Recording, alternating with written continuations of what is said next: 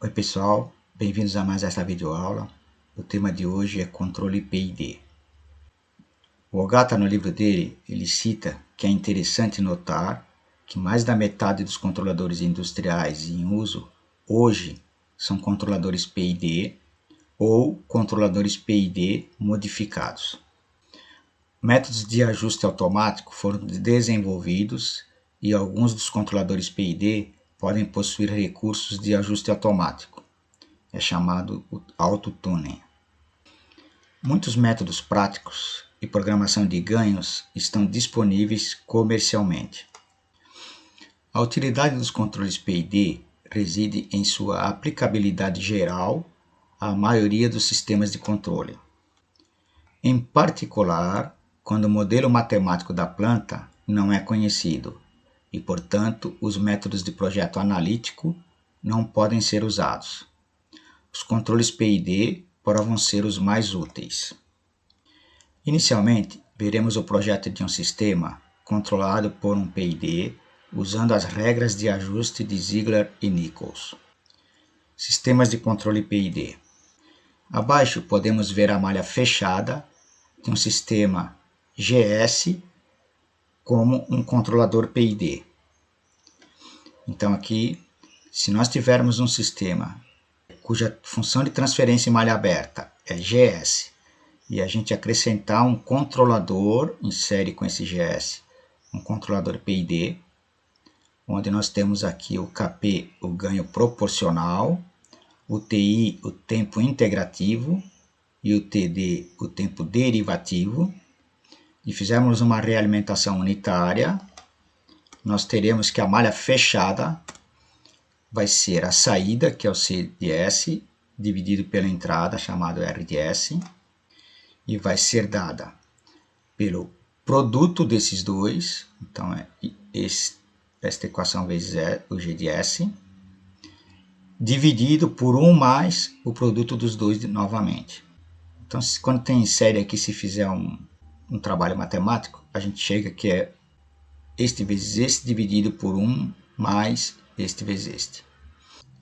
Supondo que o sistema a ser controlado através de um controle PID tem a sua função de transferência, então, em malha aberta dada por G de S igual a 1 sobre S ao cubo mais 6S quadrado mais 11S mais 6. Então, nós estamos partindo de uma função em malha aberta conhecida. Supondo que a gente conheça a função de transferência em malha aberta de um sistema. A função do sistema com controle PID em malha fechada, então, vai ser dada por produto desta equação, né? KP vezes 1 mais 1 sobre TIS mais TD vezes S, vezes o G de S, então fica este sobre este, sobre 1 mais produto deste vezes este. Achando aqui o denominador comum na expressão de baixo, retrabalha a parte aqui de cima, e aí nós podemos cancelar agora os denominadores, e aí a gente vai ter a nossa função TS dada por KP, que multiplica 1 mais 1 sobre TIS mais TDS, sobre S ao cubo mais 6S quadrado mais 11S mais 6 mais KP vezes essa equação aqui, 1 mais 1 sobre 1 TIS mais TDS.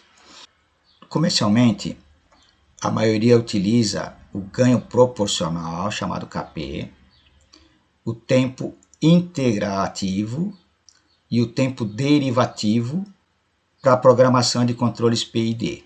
Então, quando você compra lá, você tem que fazer um ajuste do KP, do TI e do TD. Alguns adotam os ganhos e não os tempos. Então, se a gente aqui agora adotar, por exemplo, que o nosso KI, que seria o ganho integrativo, como sendo o produto KP dividido por TI, e adotarmos que o nosso ganho derivativo, o KD, vai ser KP vezes TD, nós podemos substituir agora na equação, e aí nós teríamos a equação em função dos ganhos e não dos tempos. Aí ficaria o KP mais o KI sobre S mais o KD vezes S. Aí lembrando sempre que o ganho integrativo está dividido pelo S e o ganho derivativo vai ser multiplicado pelo S. Muito bem. Aí se a gente trabalhar agora, substituindo aqui embaixo também, né, trabalharmos esta equação aqui, a gente coloca o S aqui, acho como denominador comum, faz a multiplicação tudo, né? Então quando acho o denominador aqui, vai ficar S vezes S ao cubo, aí vai virar S à quarta. Então trabalhando a equação, a gente vai chegar nesta equação aqui, que eu só rearranjei agora aqui, né, para deixar os termos maiores em S, mais para o início. Então aqui onde tinha KdS, vai ficar KdS quadrado, KPS e o KI, que é o que estava sobre S. Aí aqui temos a equação total com o controlador PID. Definição das constantes Kp, Ki e Kd pelo critério de Hopf-Hurwitz. Então, se aplicarmos o critério de Hopf-Hurwitz no denominador e fizermos a consideração de que nos termos da primeira coluna não pode ocorrer a troca de sinal para que o sistema seja estável, podemos achar os limites que os valores de Kp, Ki e Kd podem assumir, sem que o sistema se torne instável. Não faremos isto neste momento. Se um modelo matemático da planta pode ser obtido, então é possível aplicar várias técnicas de projeto para determinar os parâmetros do controlador que atenderão às especificações transitórias e de estado estacionário do sistema de malha fechada. No entanto, se a planta é tão complicada que seu modelo matemático não pode ser facilmente obtido, então uma abordagem analítica ou computacional para o projeto PID não é possível. Devemos então recorrer a abordagens experimentais para o ajuste dos controladores PID. O processo de seleção dos parâmetros do controlador para atender às especificações de desempenho é conhecido como ajuste do controlador. Ziegler e Nichols sugeriram regras para o ajuste de controladores PID, ou seja, definir esses valores, com base em respostas de degraus experimentais ou com base no valor que resulta em estabilidade marginal quando apenas a ação de controle proporcional é usada. As regras de Ziegler e Nichols, que serão apresentadas a seguir, são úteis quando os modelos matemáticos de plantas não são conhecidos. Logicamente, essas regras também podem, é claro, ser aplicadas no projeto de sistemas, onde a gente conhece as funções de transferência de malha aberta. Tais regras sugerem um conjunto de valores de Kp, Ti e Td que proporcionarão uma operação estável do sistema. No entanto, o sistema resultante pode apresentar uma grande ultrapassagem máxima na resposta ao degrau, o que é inaceitável. Nesse caso, precisamos de uma série de ajustes finos até que um resultado aceitável seja obtido. Na verdade, as regras de ajuste de Ziegler e Nichols fornecem uma estimativa informando os valores dos parâmetros e fornecem um ponto de partida para o ajuste fino, em vez de fornecer as configurações finais para Kp, Ti e Td em uma única tentativa. Vamos ver então as regras de Ziegler e Nichols. Ziegler e Nichols propuseram regras para determinar os valores do ganho proporcional, Kp, do tempo integral, Ti, e do tempo derivativo, Td, com base nas características de resposta transitória de uma dada planta. Existem dois métodos chamados de regras de ajuste de Ziegler e Nichols. Regras de Ziegler e Nichols, método 1. No primeiro método, obtemos experimentalmente a resposta da planta a uma entrada de degrau unitário, conforme mostrado na figura abaixo. Então a gente aplica um degrau unitário na planta e vamos ter uma resposta na saída. Se a planta não envolve integradores nem polos dominantes de complexo conjugado, então essa curva de resposta ao degrau unitário pode parecer em forma de S, como mostrado na figura. Então vai ter esse formato aqui, né? Então, neste caso, nós devemos desenhar uma linha tangente ao ponto de inflexão. Então, procuramos uma reta tangente a esse ponto de inflexão aqui. Aí obtemos os valores de L, que seria onde cruza aqui o eixo do tempo. A gente mede daqui até aqui, obtém o valor de L. E daqui até o ponto que cruza lá o final, chamado de T, que é a constante de tempo. Então, o L é chamado de atraso e T é a constante de tempo. A gente mede esses dois valores e vamos na tabela de Ziegler-Nichols, onde ele diz lá se usar só um proporcional, se usar um proporcional integral e se usar um proporcional integral e derivativo. Aí a gente calcula os valores de Kp, Ti e Td. Esse caso, o método 1, ele é aplicado nos casos em que a planta possui uma curva com rampa em formato de S. Se não, não dá para usar. Vamos ver agora o método 2. No segundo método, primeiro definimos o Ti como sendo infinito e o Td como sendo igual a zero, usando apenas a ação de controle proporcional. Vamos ver na figura abaixo. Depois, aumentamos o Kp de 0 até um valor crítico, no qual a saída exibe oscilações sustentadas. Se a saída não exibir oscilações sustentadas para qualquer valor que o Kp possa assumir, então esse método não se aplica. Assim, o ganho crítico KCR e o período correspondente, chamado de PCR, são obtidos experimentalmente. Então aqui a gente ajusta o Ti igual a infinito e o Td igual a zero, ajustamos o valor de Kp até que ele produza uma oscilação sustentada na saída. Então, quando ele oscilar, a gente mede esse valor de Kp e obtemos o período medindo aqui na forma de onda qual é o tempo que ele leva, pode ser aqui de um extremo até um extremo ou de um zero até uma onda completa. Esse chamado período crítico das oscilações. Aí, com base nesses valores, nós vamos na tabela de Ziegler-Nichols e calculamos os valores de Kp, Ti e Td. O nosso Kp vai ser 0,6 do KCR, o nosso Ti vai ser 0,5 do PCR e o nosso Td 0,125 do PCR.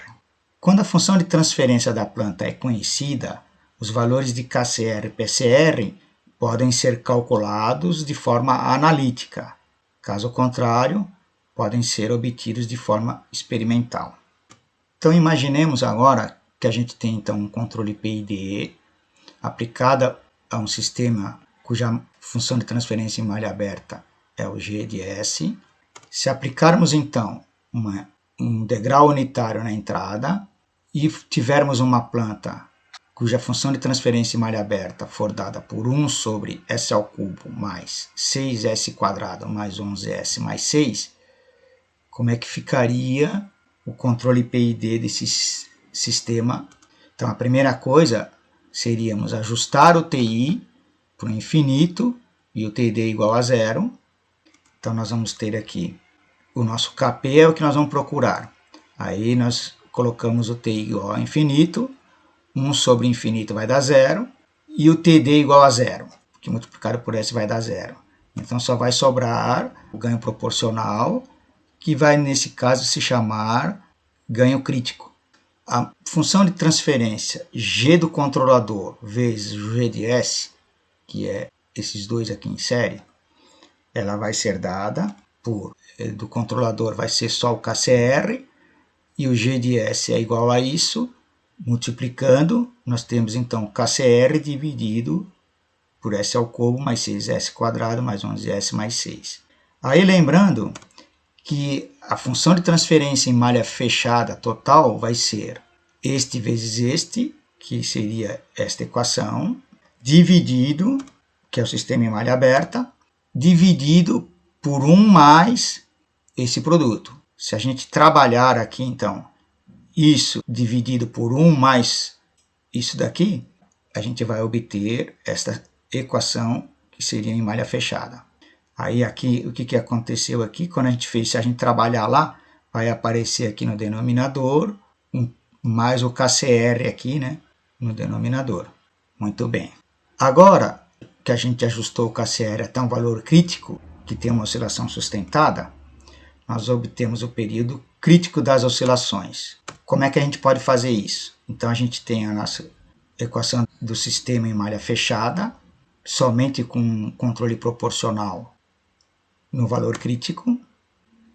E pelo método experimental, então, a gente vai lá e mede, a gente obteve lá, então, por exemplo, o nosso PCR deu 1,9 segundos, que é o período da onda, que oscila, e o ganho foi igual a 60.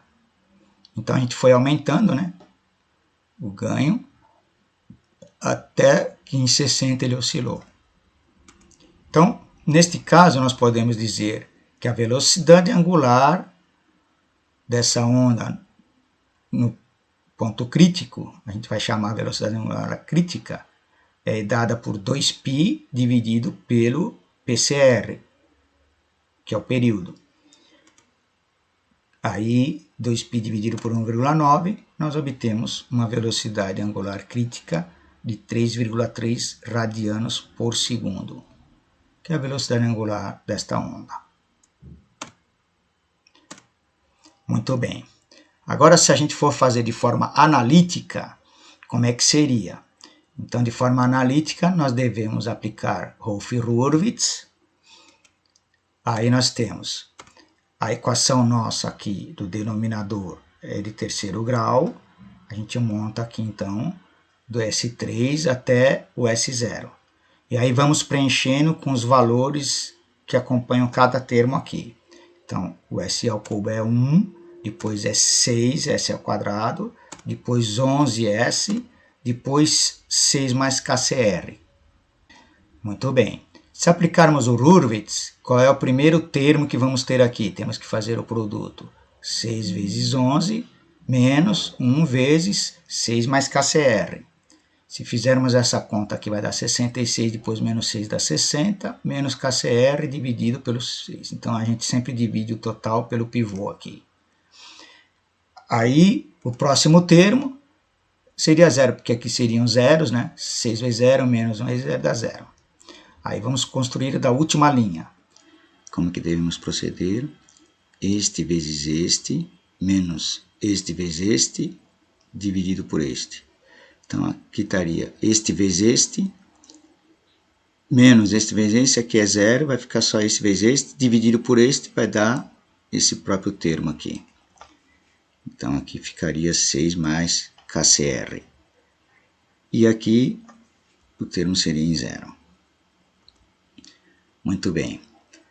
Agora, se a gente for impor as condições de Hopf-Hurwitz, para que o sistema seja estável, não pode haver troca de sinal.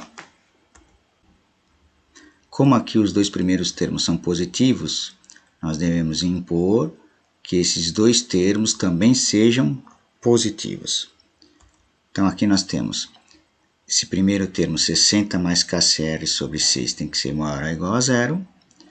E este outro termo, 6 mais KCR maior ou igual a zero. Daqui nós tiramos que o KCR aqui tem que ser menor ou igual a 60. E desse outro aqui nós tiramos que o KCR tem que ser maior ou igual a menos 6. Ou seja, o KCR tem que ficar em ser maior ou igual a menos 6 e menor ou igual a 60. Mas como o ganho crítico aqui ele tem que ser sempre positivo, nós temos que, então, o nosso ganho crítico tem que ser maior que zero, menor ou igual a 60. Cálculo do PCR. Então, nós sabemos que o PCR é dado por 2π dividido por a velocidade angular crítica. Aí, como o ganho KCR é igual a 60, nós jogamos esse do denominador do nosso sistema em malha fechada. Substituindo, vamos ter, então, S ao cubo mais 6S ao quadrado mais 11S mais 66. Isso igual a zero. Calculando essas raízes, nós vamos obter os valores que atendem, que fazem com que essa raiz seja igual a zero, vão ser S1 igual a menos 6, o S2 igual a menos 3,31J e o S3, 3,31J. Isso aqui vocês podem calcular de várias maneiras, né? Eu pedi para o MATLAB me dar a solução, ele me trouxe essas três respostas. Aí a gente lembra que o nosso S é igual a J ômega, e no nosso caso aqui é o nosso J ômega crítico. Então, se eu igualar aqui que o nosso J ômega crítica, que é o igual a S, é igual a raiz aqui, de forma que dê um valor positivo da velocidade angular, né? A gente vai ter que J ômega CR é igual a 3,31J, cancelamos os J's e temos que a nossa velocidade angular crítica é igual a 3,31 radianos por segundo. Logo, o nosso PCR é 2π dividido pela velocidade angular crítica, e a gente fazendo as contas, vamos obter um valor de PCR igual a 1,898 segundos. Se a gente comparar os valores calculados com os valores medidos, nós teríamos: os medidos foram KCR igual a 60, nós fomos aumentando até que ele oscilou, o calculado também. O PCR lá medido em cima do período da onda 1,9, o calculado deu 1,898. A velocidade angular crítica medida 3,3 radianos por segundo e a calculada 3,31 radianos por segundo. Então aqui a gente pode ver que os valores medidos e os valores calculados praticamente são iguais, mostrando que a regra de Ziegler-Nichols é bem válida. Aí a gente vai para a tabela agora do Ziegler-Nichols para o método 2, para o sistema PID, e fazemos as contas com os valores que ele sugere. Então, para o KP, 0,6 KCR, o nosso KCR é igual a 60, obtemos um KP igual a 36.